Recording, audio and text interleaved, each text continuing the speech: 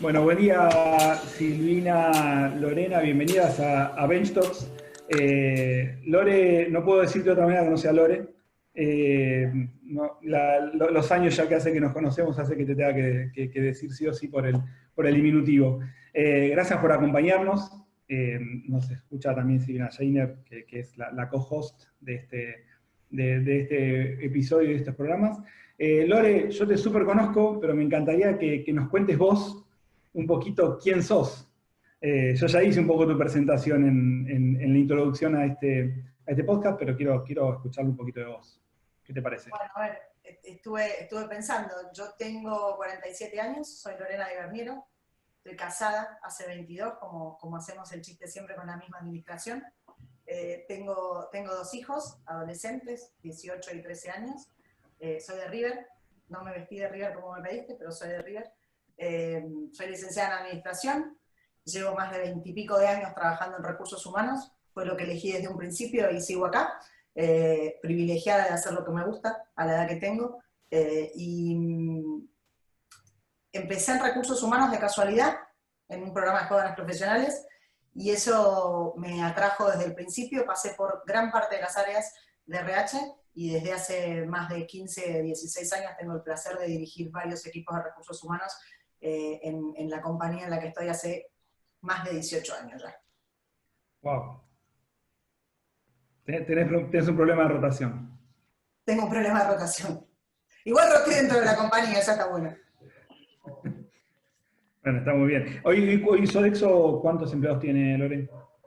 Hoy en Argentina tenemos 2.130, si no me equivoco, fue el cierre del 31 de marzo.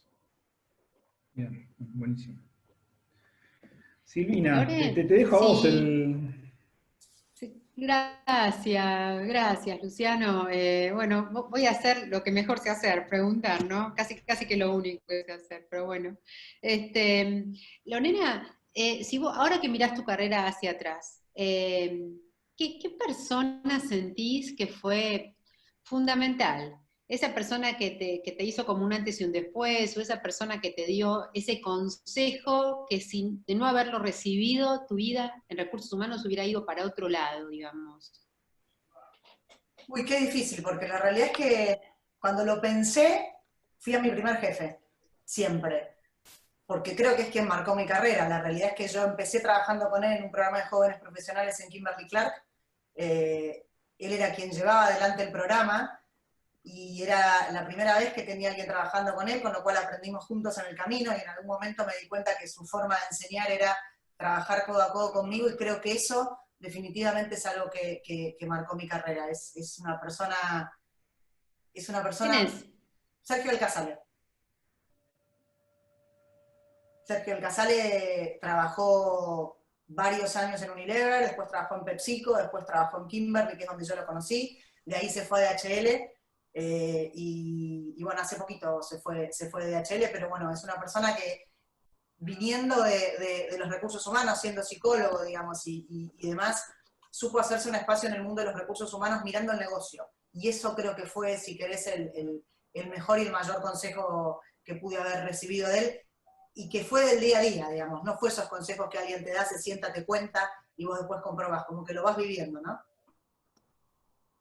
¿Vos pensás que él fue tan importante porque vos eras joven y recién, porque es como tu primera maestra, ¿viste? Tu primer Sí. jefe tiene un rol importantísimo. ¿Qué recordás de esa época con él? No, se dio todo en realidad, se dio todo en una organización. A ver, yo empecé en un programa de jóvenes profesionales, con lo cual había mucha gente en la misma situación que yo, pero nuestros jefes eran como un escalón más arriba, o sea, no venían de mucho tiempo atrás y con mucha diferencia de edad. Tenemos poca diferencia de edad, seamos un grupo muy interesante, muy piola, gente que hoy seguimos viéndonos, incluso con quienes eran los directores de ese momento, cuando muchos de nosotros después llegamos a ser directores de las compañías en las que trabajamos. Se dio todo, se dio en la época donde trabajabas hasta muchas horas, el after office era algo que hacías, el compartir con la gente de la oficina era algo que era usual, estábamos en edad de hacer esas cosas, la mayoría de nosotros sin hijos, con lo cual fue como un conjunto de cosas que se dio. Yo tengo hoy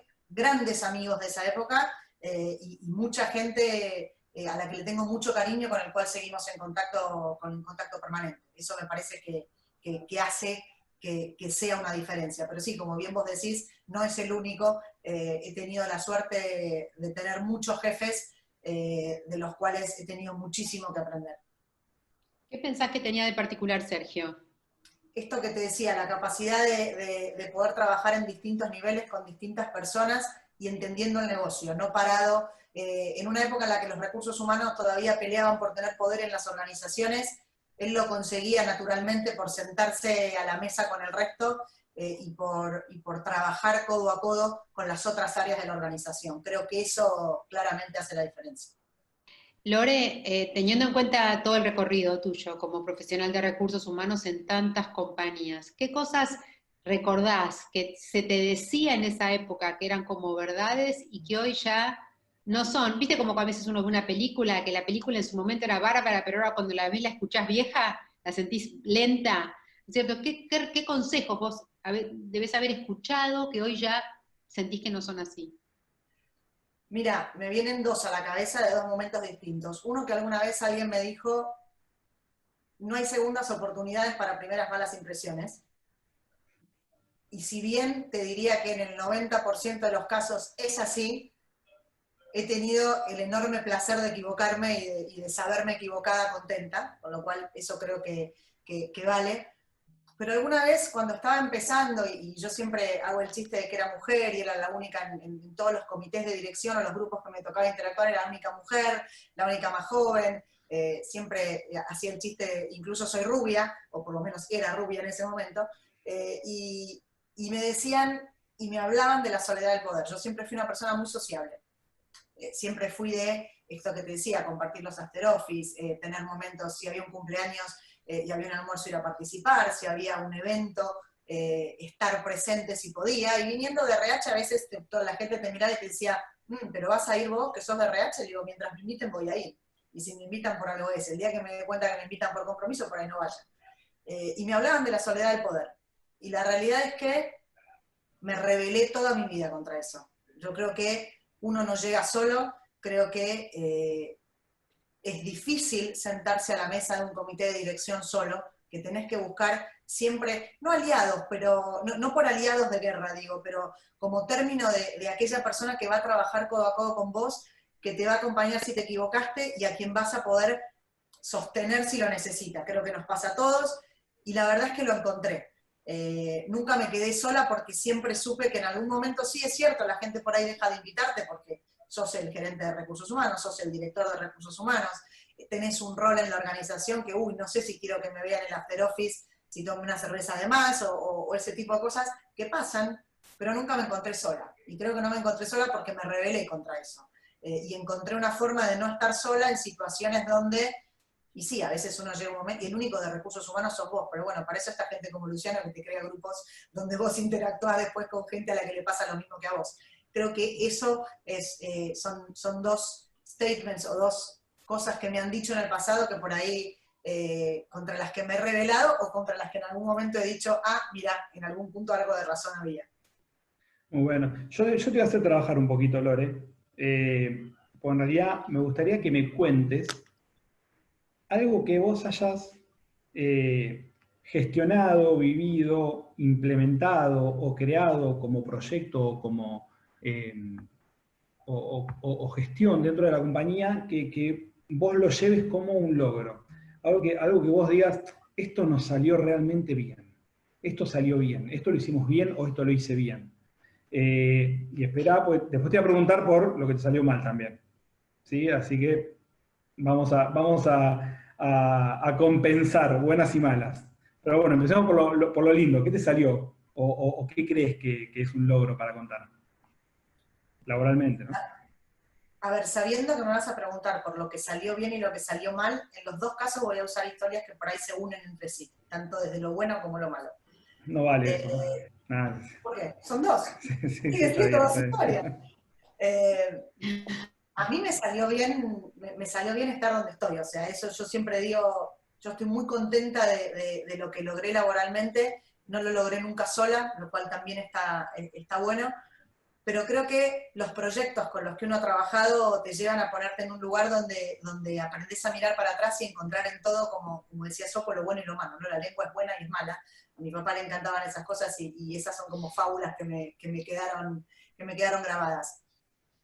A ver, ¿qué me salió bien? En algún momento trabajando en Sodexo, pero en la otra compañía, en la compañía que en ese momento era de cheques y tarjetas de servicio, y hablábamos de vales de almuerzo, vales de canasta, digamos, que en algún momento desapareció. Previo a ese momento, nosotros contábamos vales. O sea, una de las cosas que hacíamos era, cuando volvían los vales, una vez que se gastaban en algún comercio, alguien los contaba para después ir a pagarle a aquella persona que te había presentado los vales.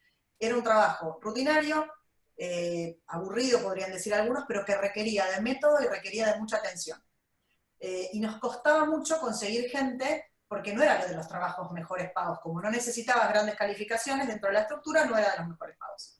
Entonces, buscamos un montón de alternativas. Mi jefe en algún momento decía, bueno, busquemos gente con quien casarnos, con quien le guste trabajar por esto, que lo necesite. Y decíamos, bueno, quizás mujeres de 45 años que quieran una buena prepaga, que quieran un trabajo estable, que puedan trabajar de 9 a 18 y no quieran un jefe que a las 7 de la tarde les pida algo extra. Y empezamos como a jugar esa idea. En ese momento me llamó Alejandro Alonso, que trabajaba en la parte de desarrollo en Manpower, y me propuso un programa que tenía que ver con incorporar gente a las organizaciones con alguna discapacidad. Entonces, como no encontrábamos todavía ese grupo con quien casarnos, ese grupo para quien ser atractivo, dijimos, esta es una alternativa.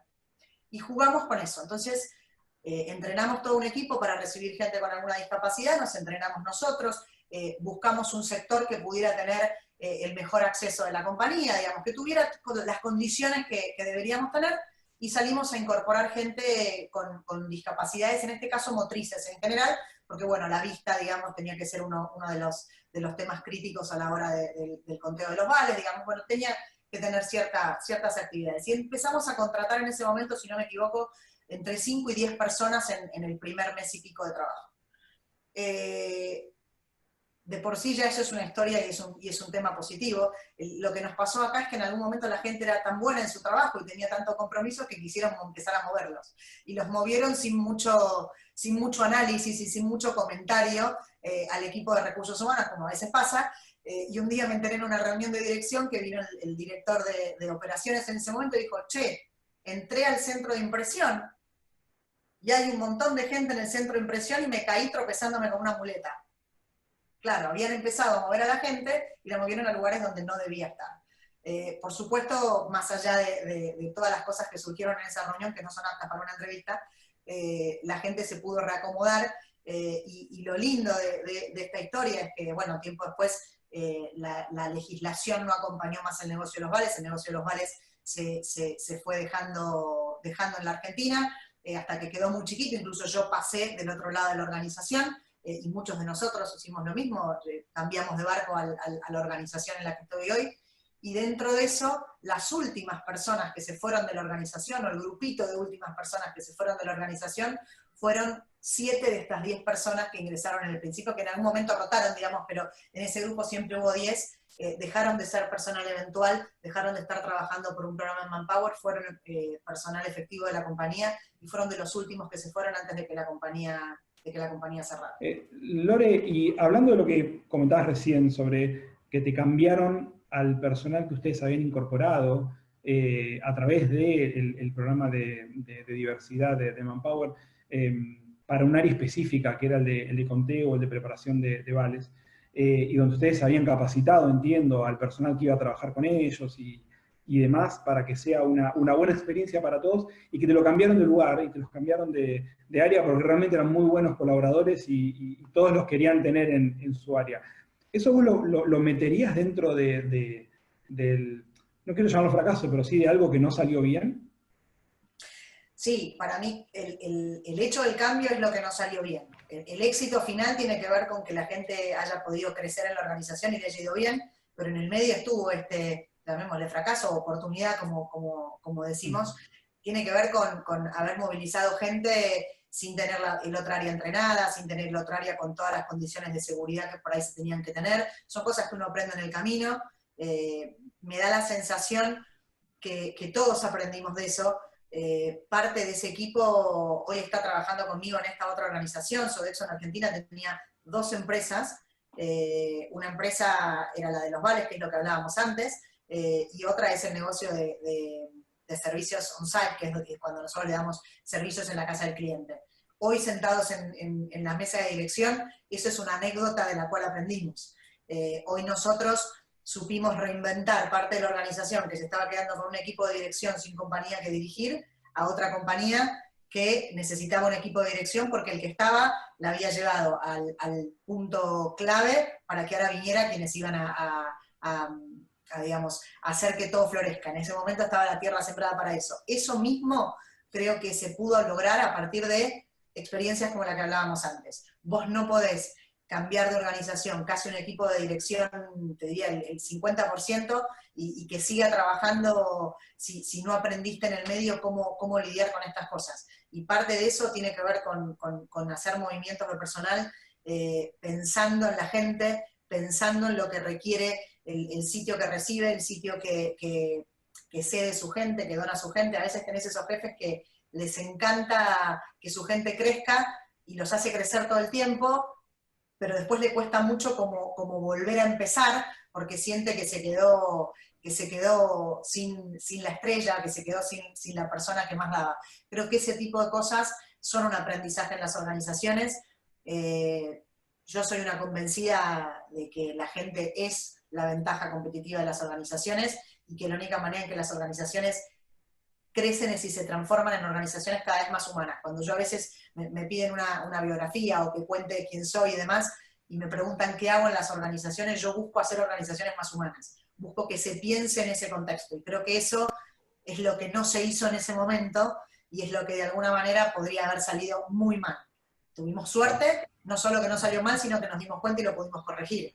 Lo cierto es que podía haber salido mal. Cuando vos pones gente con alguna discapacidad en un sitio que no está preparado, esa persona puede sufrir algún daño. Entonces, desde ese lugar, el aprendizaje y el darnos cuenta que no solo tiene que ver con que es una discapacidad, porque eso por ahí es obvio, pero a veces las cosas que no son obvias son las que más te traban cualquier proceso de desarrollo o de cambio en las organizaciones, porque las obvias son sobre las que trabajamos todos. Entonces creo que eso fue parte de un aprendizaje grande y que es lo que ha permitido que esta organización se haya podido reinventar dentro de su misma familia, pero con otras necesidades y con otro negocio. Yo siempre me acuerdo que cuando llegamos la gente decía, esta gente no tiene olor a milanesa, y porque nosotros teníamos que trabajar en comedores, y hoy veníamos como de un negocio que tenía falso glamour, digamos, porque no sé si contar tickets tiene glamour, pero de alguna manera parecía que éramos como el hermano rico de una empresa dentro de la misma empresa, ¿no? Vos hablaste recién de las personas grandes o de las personas con discapacidad, y estamos recordando para las personas que nos están escuchando, que quizás son jóvenes, que así, digamos, no era tan común incluir la diversidad de una manera tan natural como la estás mencionando. Y hoy el tema de lo diverso, llámese mujeres, mundo LGBT, personas con discapacidad, es una cosa cotidiana, ¿no? Uh-huh. ¿Tenés alguna reflexión sobre cómo se está desarrollando hoy en las compañías este nuevo mundo de la diversidad? Uy, la verdad es que tengo como muchas cosas para hablar de diversidad. Voy a tratar de enfocarme en lo que creo que hoy hace la diferencia. Nosotros siempre trabajamos en diversidad. Diversidad siempre fue un foco para Sodexo a nivel mundial. Sodexo es una compañía cuyo lema es servicios de calidad de vida, y dentro de eso la diversidad para nosotros de la fuerza laboral es fundamental.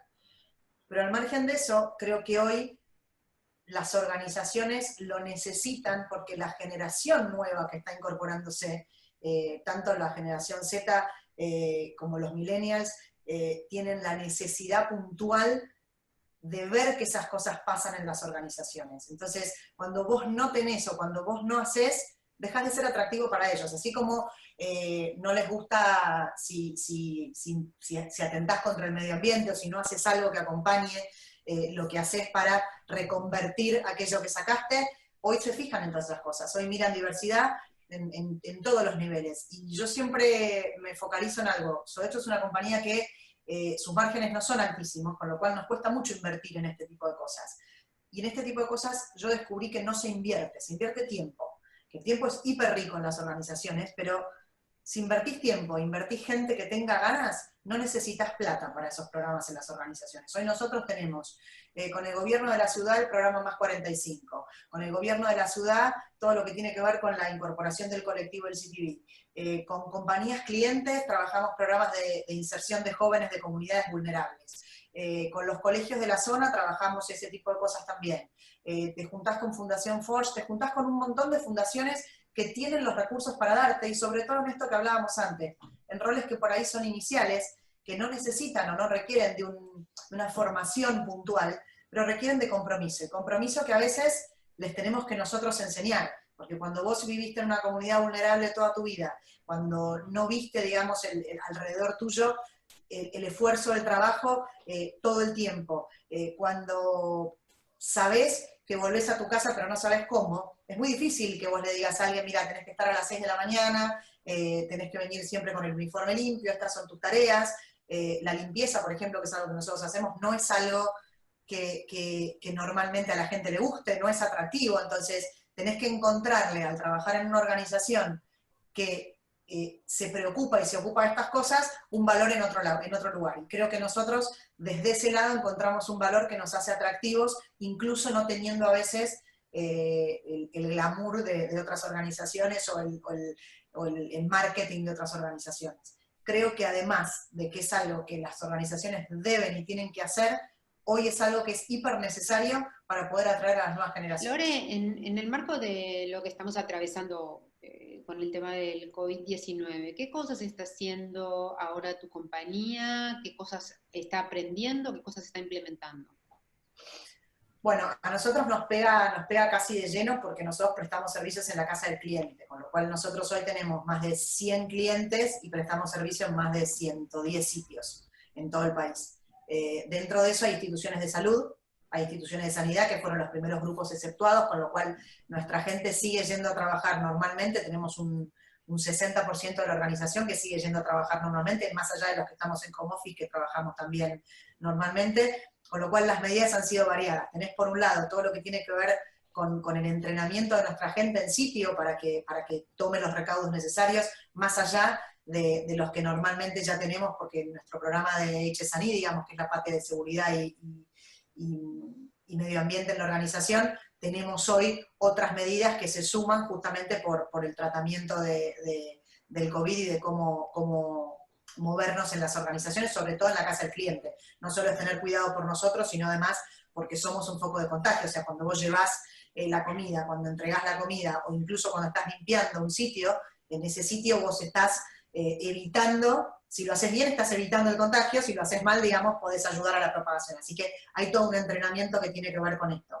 Y que tiene que ver con, además, entrenar a la gente emocionalmente. Yo creo que lo más difícil es cuando vos le tenés, yo tengo gente a la que le tengo que decir, vos tenés que seguir saliendo todas las mañanas, donde la mayoría de la gente quizás ni se lo planteó y siguió saliendo, porque la verdad es que tenemos un grupo de gente en salud hiper comprometida, pero por ahí cuando tenés gente en sitios que hoy están cerrados, porque el cliente cerró, porque es una industria y hoy no está trabajando, y a esa persona le tengo que pedir que vaya a salud, porque la gente de salud o está con la licencia parental, o está en algún grupo de riesgo, digamos, como nos ha pasado a todos, y esa gente antes de la cuarentena ya no estaba yendo a trabajar, porque nosotros ya habíamos tomado la iniciativa del home office unos días antes, y la iniciativa de los grupos de riesgo que no fueran a trabajar también tiempo antes.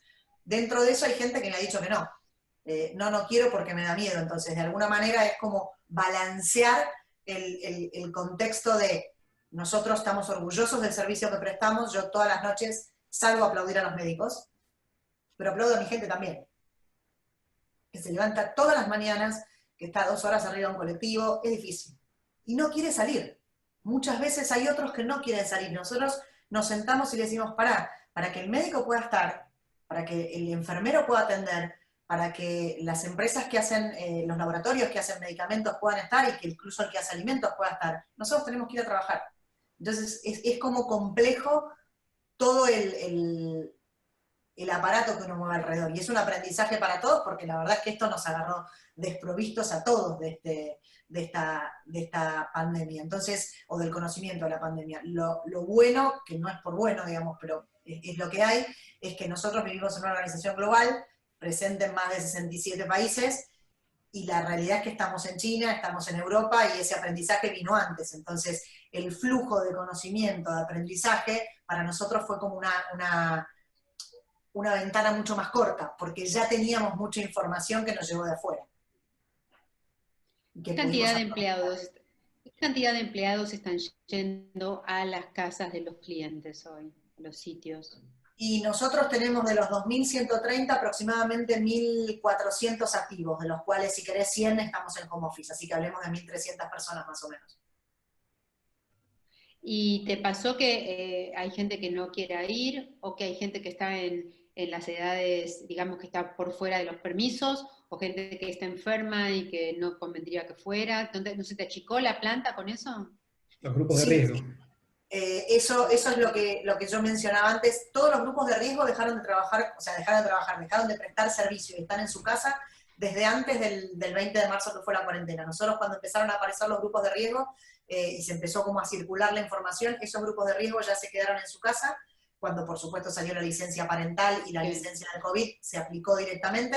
Redujo, pero no tanto. Nosotros hoy tenemos, de los 2.130, debemos tener 200 personas que están como con algún tipo de licencia. Algunas de esas licencias son las vacaciones que la gente ya tenía previstas, pero la gran mayoría tiene que ver con embarazadas, gente mayor de edad, grupo de riesgo por enfermedad o respiratoria o por enfermedad cardiovascular, digamos, ese tipo de cosas se cubrieron. Por eso nos pasa que salimos a pedirle a gente que no está acostumbrada a trabajar en el segmento de la salud, que trabaja en una industria, ya sea, no sé, en un laboratorio que hoy está cerrado, que hay algunos que pasa, o en un supermercado cuyas oficinas hoy está cerrada el headquarter, digamos, a esa gente le hemos pedido que vaya a trabajar a otros lados, y no siempre hemos recibido la respuesta que hubiéramos esperado, digamos. Entonces, desde el otro lado también tenés que salir a hacer la otra pata, que por ahí es la menos divertida, y es salir a intimar a esa gente, porque yo hoy presto un servicio que es esencial y no puedo dejar de prestarlo.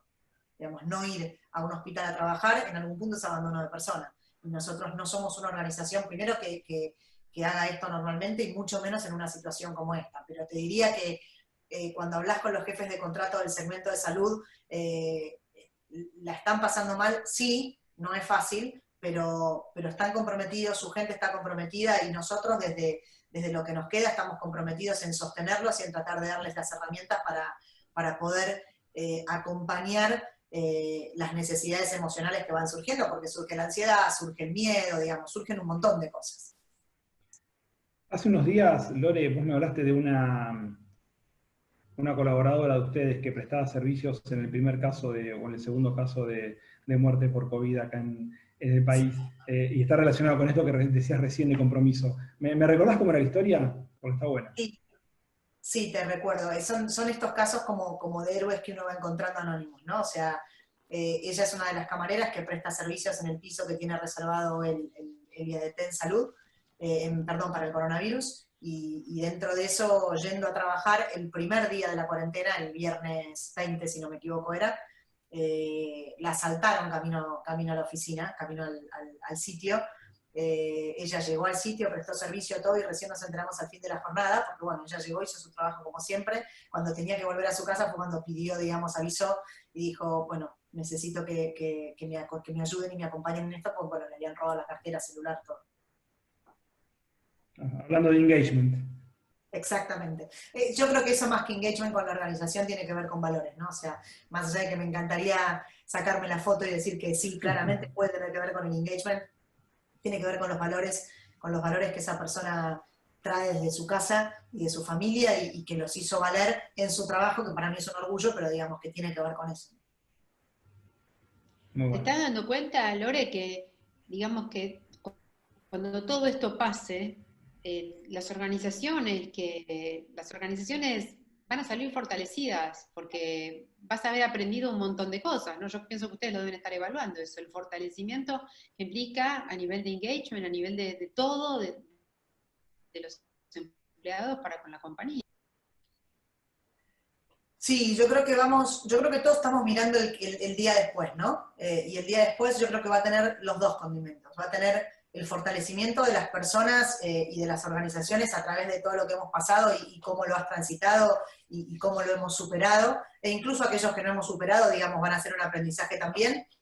Creo que también va a haber contratos laborales que se van a romper y van a haber, como va a haber cualquier relación humana que se van a romper, porque lo que estoy convencida, así como hablaba al principio de que toda historia tiene una pata positiva y una negativa, o dos caras de la misma moneda, tiene que ver con esto, ¿no? La pandemia o la crisis ha sacado lo mejor de la gente, y hay cosas de las cuales no nos vamos a olvidar nunca, pero también creo que saca cosas que por ahí no son tan agradables de mirar y que quedan en nuestra retina grabadas. Entonces, en algún momento, si bien creo que es lo menos, porque estoy convencida que si bien surgen las dos cosas, hay muchas más cosas que vamos a haber hecho bien que cosas que vamos a haber hecho mal. Sí creo que va a haber contratos laborales y personales que por ahí van a estar dañados o se van a ver rotos durante esta crisis. El contrato emocional a veces. Sí. Es el que terminas rompiendo. Sí, porque pasa con las personas, o sea, a mí me pasa, hablo con mis amigos quizás mucho más ahora de lo que hablabas antes, porque no te ves, antes te veías. Y dentro de eso uno escucha cosas que lo llenan de orgullo de saber que contás con esa gente dentro de tu núcleo cercano, y hay cosas que mirás y decís, uy, mira, no hubiera esperado esto, o, epa, esto es como que contás. Por suerte, si uno ha sabido elegir, que estoy convencida que es mi caso, van a ser muy poquitos los que van a quedar del otro lado, si es que alguno queda del otro lado. Pero bueno, son los momentos donde uno se pone a pensar esas cosas también. Muchas gracias por haber estado con nosotros, esperamos que les haya gustado muchísimo, que les haya interesado. Acuérdense que pueden seguir todas las actividades de Bench Club en LinkedIn, en Facebook y en Instagram, y también pueden escuchar el podcast de Spotify Bench Talk. Así que bueno, muchas gracias y nos vemos en la próxima.